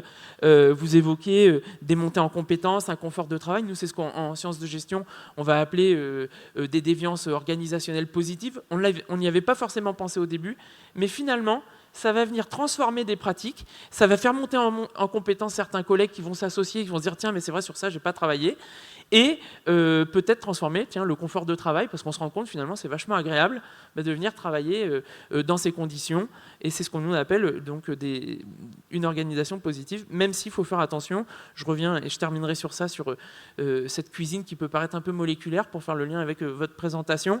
C'est super bon, la cuisine moléculaire, quand on a testé, il y a des trucs dégueux, mais dans la cuisine classique aussi. Quand on revisite, vous savez, le Paris-Brest revisité, des fois on se dit, ils auraient mieux fait de faire un vrai Paris-Brest, ça aurait été meilleur. C'est super bon, ça avait l'air joli, là, ce que vous aviez mis, mais qu'est-ce que ça a l'air compliqué, et finalement, rien de tel qu'un bon vieux cassoulet. Il faut faire attention, quand on met en place de l'innovation, il y a tendance à vouloir revenir un petit peu en arrière, parce qu'on connaît, on sait que c'est bon, et pourquoi je vais aller tester un truc qui a l'air joli, qui a l'air bien, ça met en place des bonnes choses, mais finalement, je ne sais pas trop comment le manipuler. Donc, c'est ce qu'il y a derrière le design, c'est vraiment suivre ce processus d'intégration, de progression, et d'essayer petit à petit de le faire entrer dans les routines organisationnelles. Et c'est ce qui nous intéresse en recherche ici. Merci Pierre.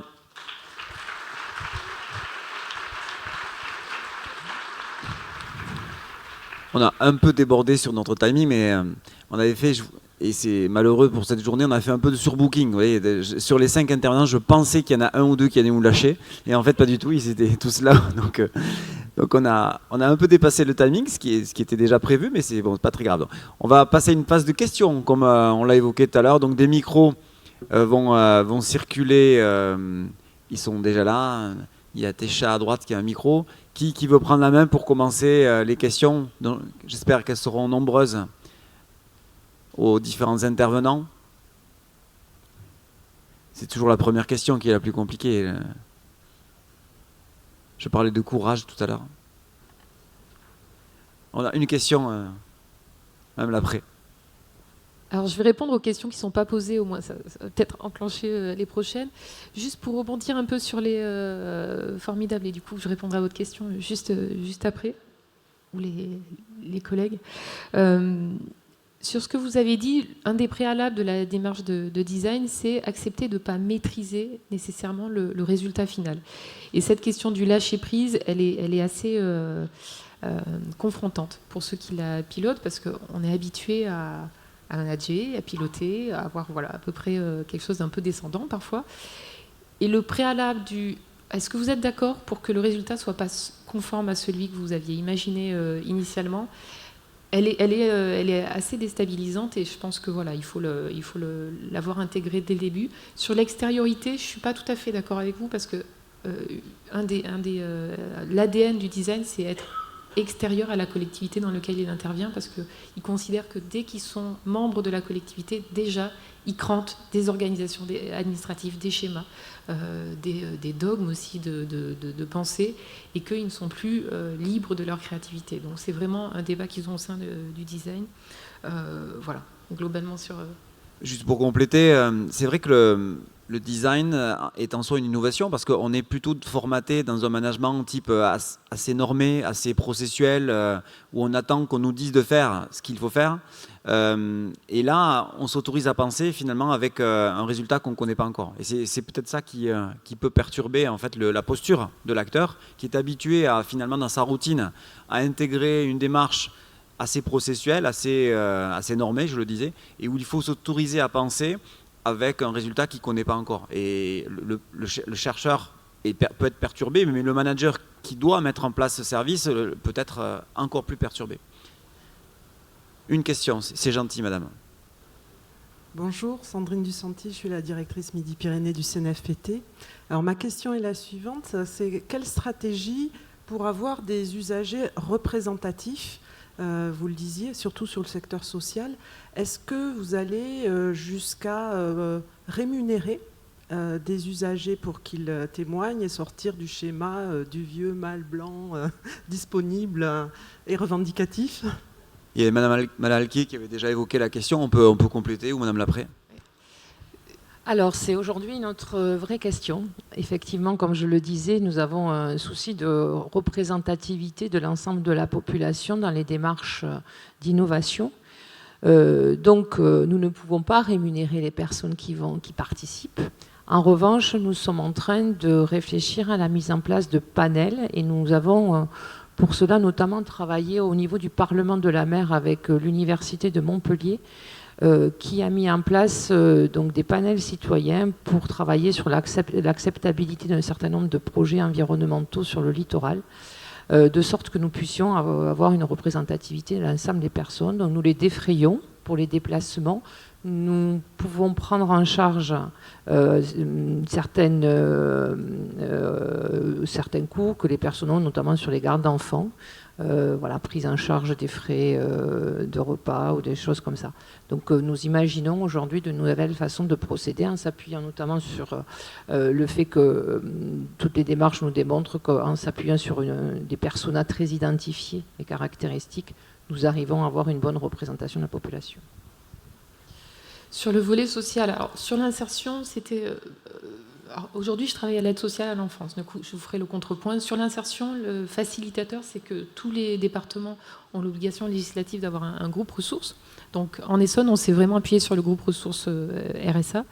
En revanche, pour ne pas impacter négativement leur train de vie. Évidemment, tout ce qui est déplacement ou repas de midi était pris en charge. Mais ça paraît assez naturel. En revanche, ils n'étaient pas en soi payés. Juste sur la participation aussi des professionnels, parce que dans la démarche de design, tout le monde est mis un peu à égalité de parole. Et chaque parole est légitime en tant qu'usage. Donc effectivement, ça percute frontalement la question de l'expertise des travailleurs sociaux, très nettement.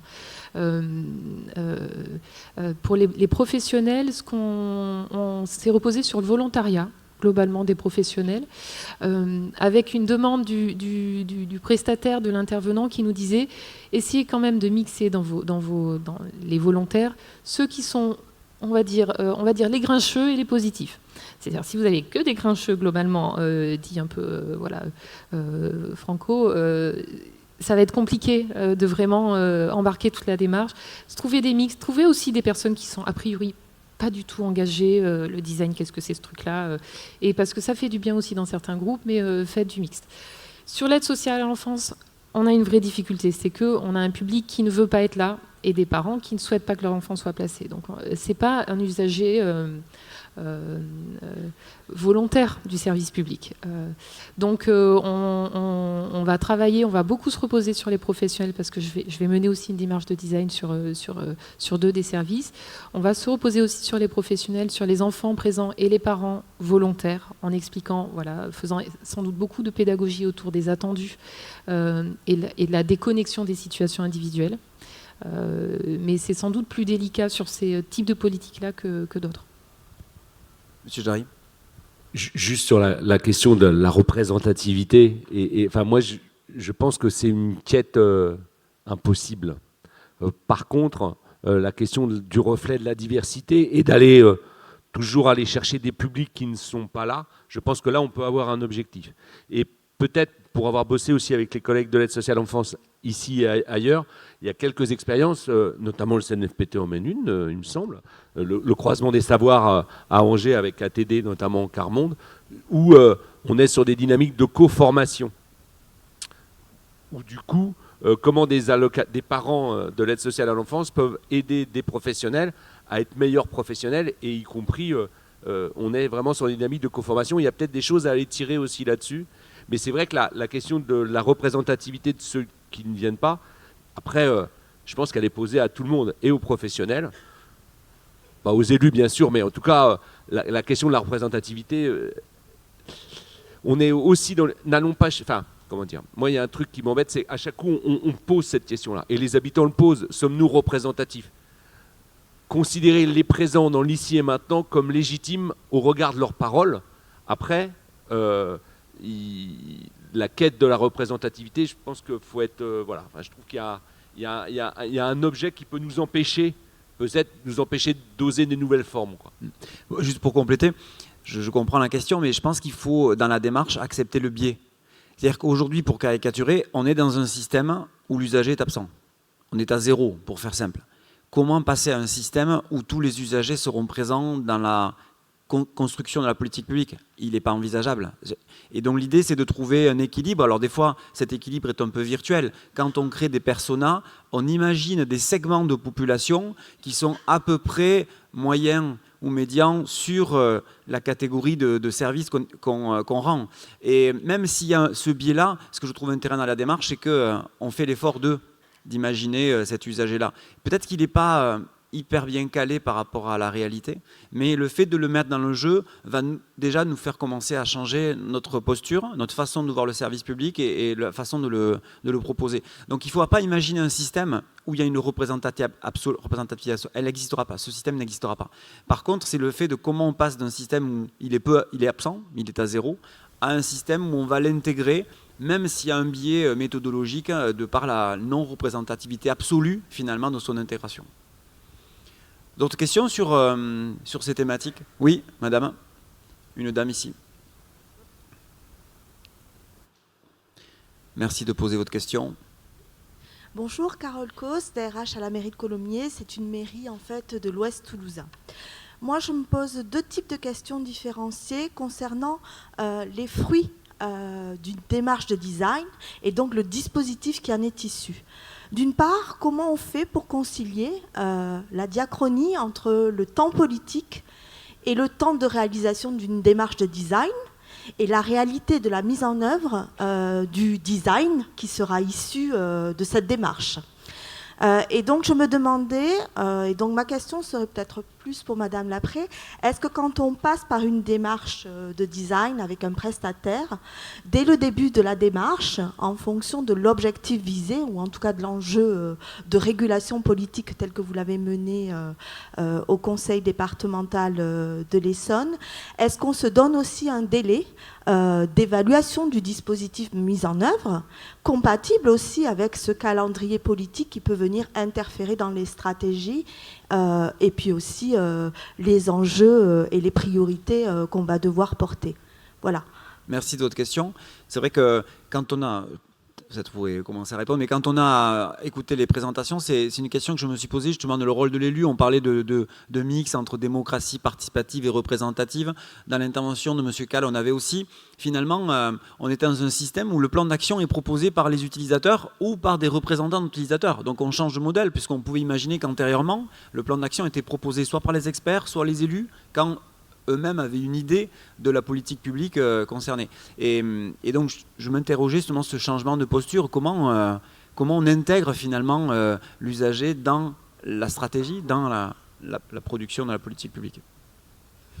Bon, c'est deux questions différentes. Sur la conciliation temps politique et temps d'intervention de design, la façon dont... Alors, nous, on avait la perspective du vote du programme départemental d'insertion. Très clairement, à l'issue de la démarche et de toutes celles dont je vous ai parlé à côté, on avait l'écriture d'un schéma cadre stratégique et son vote en assemblée. Donc, le cadrage calendaire, il était assez clair. Et à titre personnel, quand je fais intervenir des ressources extérieures, j'aime beaucoup avoir une idée claire sur, je vous l'ai dit, les livrables exactement, qu'est-ce qu'on attend, qu'on soit ouvert sur la proposition qui va émerger, ça c'est une chose, qu'on soit clair sur, en termes de livrables, en termes de calendrier, comment ça se place, je pense que c'est une autre chose. Pour ma part, je leur avais dit, les démarches qui s'étalent dans le temps, où on perd un peu au bout d'un moment le fil de la démarche initiale et de pourquoi on les a fait intervenir. Moi, j'ai pu participer à des démarches comme ça et c'est très agaçant. Donc, je leur avais dit, c'est 6 mois d'intervention, tout inclus. Donc, avec les copies initiaux, les ateliers, effectivement, les éventuellement prototypes, le test. Donc, on a fait un calendrier très, très, très timé. Et je pense que finalement, arriver à des choses un peu sous pression à ce niveau-là, ça permet aussi d'être au clair sur le résultat. Sur la question de l'articulation avec les corps intermédiaires, parce qu'on en a parlé à plusieurs reprises, et les élus, je pense que ce n'est pas le sujet de la démarche de design. En fait, ça, c'est nos sujets à nous.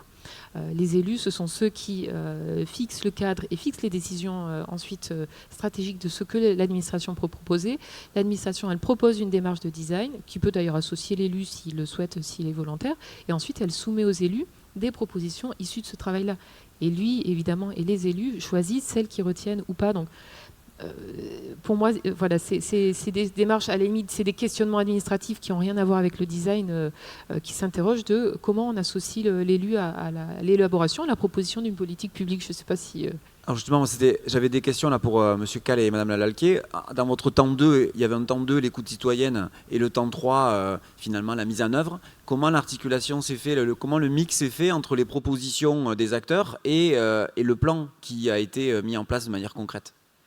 Alors, pour rebondir par rapport à la question, nous n'avons pas eu cette dichotomie puisque nous avons établi toute la démarche ensemble, élus et administration. Et effectivement, il y a eu un temps peut-être un petit peu long au départ pour bien fixer et le calendrier et la démarche et les actions à mener.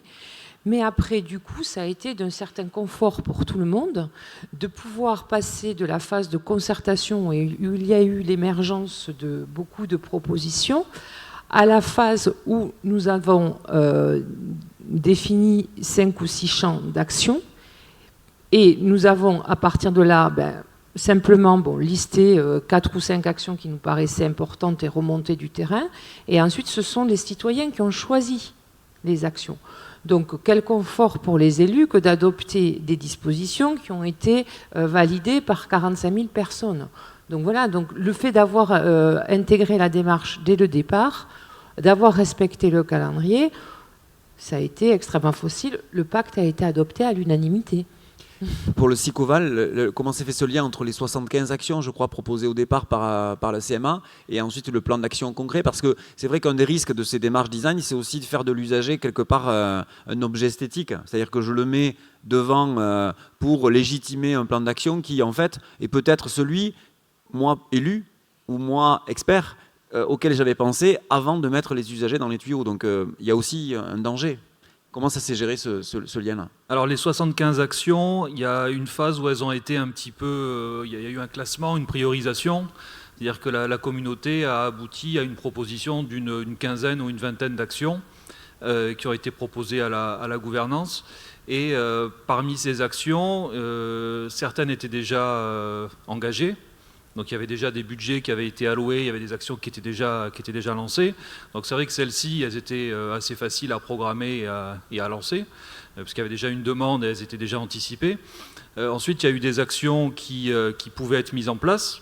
Donc là, voilà, elles sont rentrées dans les phases de processus de décision au sein de la collectivité. C'est là où ça peut un peu s'entrechoquer entre une demande qui est issue des usagers et qui ne rentre pas forcément, qu'on peut difficilement faire rentrer dans un processus budgétaire de programmation et de décision. Donc là, c'est vrai qu'il y a peut-être on pense qu'on va s'améliorer, mais on arrive à les faire avancer. Mais c'est vrai que les deux calendriers peuvent parfois s'entrechoquer un petit peu. Ensuite, il y a des actions qui sont proposées et qui sont plus difficilement à mettre en œuvre. Donc dans ce cas-là, ce qui a été prévu, c'est on allait vers une feuille de route 2019. Donc c'est peut-être les décaler, essayer d'y réfléchir un peu plus, c'est-à-dire réaborder les sujets avec la communauté pour les programmer par exemple dans les années suivantes. Mais dans certains cas, je pense par exemple à la question du partage de l'espace entre les différents modes sur une zone d'activité comme Enova ex-Inopol.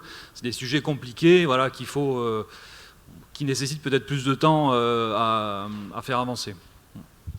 Merci. Une dernière question dans la salle pour tenir les délais. On a déjà un peu de retard. J'aimerais éviter de prendre du retard sur le déjeuner parce que je sais que vous allez m'en vouloir sinon dans l'évaluation de satisfaction qu'on va faire. Madame, pour terminer, il y aura 3 autres temps comme ça où on pourra revenir sur ces sujets puisque même si les tables rondes sont différentes, les questions évoquées peuvent être les mêmes. Très rapidement, je suis Dominique Bourgois, la directrice du service d'hygiène et de santé de la ville de Toulouse. Et nous sommes en train de construire un contrat local de santé auquel beaucoup de partenaires, dont le conseil départemental sera acteur. Et finalement, comme vous l'avez dit tous, peut-être qu'on fait du design dans des projets sans le savoir.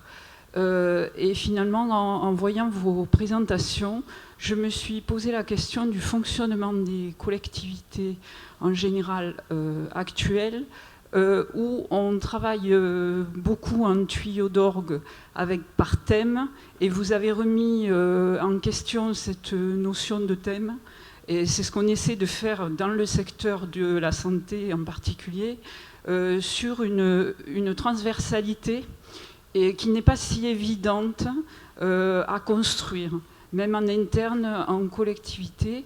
Donc je voudrais avoir votre avis rapide sur cette question. Merci. Alors je laisse mes intervenants réfléchir. Juste c'est vrai que ça a été évoqué dans les présentations, notamment par M. Jarry. C'est quand même assez paradoxal d'avoir des démarches ouvertes vis-à-vis de l'extérieur tout en étant fermé à l'intérieur. Est-ce qu'on peut continuer à être fermé à l'intérieur tout en mettant l'usager au cœur de la collectivité? Moi, en tant qu'universitaire, j'ai déjà la réponse. Je pense que ce n'est pas du tout possible. Et c'est pour ça d'ailleurs qu'on traite dans le premier thème design, et dans le 4e, management libéré ou agile, et dans le 3e, le management de la connaissance et de la transversalité, et dans le second, le pilotage de l'innovation, parce que tous ces éléments sont liés les uns aux autres. Donc voilà, les intervenants peuvent donner leur avis. Moi, ma réponse est tout à fait claire. Si on n'a pas une cohérence managériale entre l'ouverture vis-à-vis des usagers et des pratiques internes, transverses, collaboratives, on les appellera comme on veut, ben en fait, on ne fera de l'approche extérieure ouverte vis-à-vis de l'usager qu'une démarche esthétique. C'est-à-dire que finalement, on le mettra pour le mettre parce qu'aujourd'hui, il faut le faire, mais sans infuser sur les pratiques internes. Et je trouve qu'il faut de la cohérence. D'ailleurs, je finis mon propos, quand nous, on fait de la gestion, on fait de l'organisation. Et on ne pouvait pas faire des rencontres de l'innovation managériale, parce qu'en fait, pour tout vous dire, le management, on s'en fout. Qu'est-ce qui est important, c'est en quoi le management va avoir un impact sur le service public. C'est ça qui nous intéresse. C'est pour ça qu'on parle de l'innovation territoriale. C'est comment l'organisation va avoir une influence sur le service rendu. Et je pense que votre question, elle est là. C'est comment faire de l'exogène, de la relation à l'habitant, sans avoir une cohérence sur l'endogène, sur l'organisation interne. Je pense que ce n'est pas possible. Monsieur Jarry, peut-être. Et peut-être, comment on peut saisir aussi ces dynamiques ouvertes vers l'extérieur pour aussi permettre de mettre dans le coup les collègues, en gros les autres directions, aussi dans l'histoire. Enfin, moi, ça me fait penser au travail ici qui est mené sur les projets sociaux de territoire, où les collègues travailleurs sociaux regardent quel est l'écosystème local, et dans l'écosystème local, il y a aussi d'autres directions, où nos collègues de la culture, dans le cadre de la concertation culture, ont essayé d'associer des parties prenantes qui n'étaient pas forcément les acteurs culturels dont ils avaient l'habitude de connecter, mais peut-être des acteurs culturels plus à la marge, voilà. Et donc du coup, ça oblige à chaque coup. Et peut-être aujourd'hui, il y a peut-être, reprenons cet alibi, peut-être du dialogue citoyen, pour aussi le mettre au service de nos collectivités. Et là où il y a un élément important, et je rebondis avec ce qui se disait avant, c'est l'importance de la rencontre, enfin vous le pointiez, la rencontre, quand un élu rencontre et échange avec un allocataire du RSA, c'est pas pareil qu'un persona. On va pas. C'est d'une dimension importante, y compris dans le relationnel. Et peut-être que là, et c'est aussi valable pour nos professionnalités, les collègues travailleurs sociaux, ils ont l'habitude de travailler avec des allocataires du RSA. Des collègues qui travaillent sur d'autres populations, mais par contre, ils font le service public aussi à destination de l'ensemble de la population. Et là, on a peut-être à revenir dans ces croisements-là, en tout cas. Une dernière... Sur la question des silos, je pense qu'on souffre tous de cette organisation en silo. Il n'y a pas, maintenant on baroude pas mal entre collectivités. Moi, j'ai pas connu une seule collectivité publique qui ne fonctionne pas en silo. Donc bon, dont acte. Je pense que la question du design, elle transcende un peu ça, parce que réfléchir sur un parcours usager. Alors usager et citoyen, juste on utilise un peu tous les termes dans cette table ronde. Bon, voilà, c'est pas la même chose, évidemment, mais repenser le parcours usager et se mettre à la place de cet usager, parce qu'on est tous usagers d'un service public, ça transcende un peu finalement cette question des silos, et ça met beaucoup de monde autour de la table. Ça les décentre un peu de leurs aspirations institutionnelles. Je ne sais pas si je suis claire en utilisant ce terme, mais c'est voilà. Je voulais juste dire effectivement que je crois qu'il ne faut pas qu'on se focalise sur nos organisations. Ces méthodes innovantes sont une formidable occasion justement de décloisonner, de travailler en transversalité. Sur le champ de l'alimentation, je pense qu'on était une quinzaine de directions autour de la table, et justement saisissons-nous de cette opportunité pour aller sur le terrain. Prenez vos collègues avec vous et vous verrez, il y a des choses formidables qui se passent justement ensuite pour travailler ensemble. Je vous propose qu'on arrête là, parce qu'on pourrait déborder largement. On a déjà passé un quart d'heure de trop. On fait une pause, un quart d'heure, on reprend à 11h15 pétante pour la deuxième table ronde. Merci.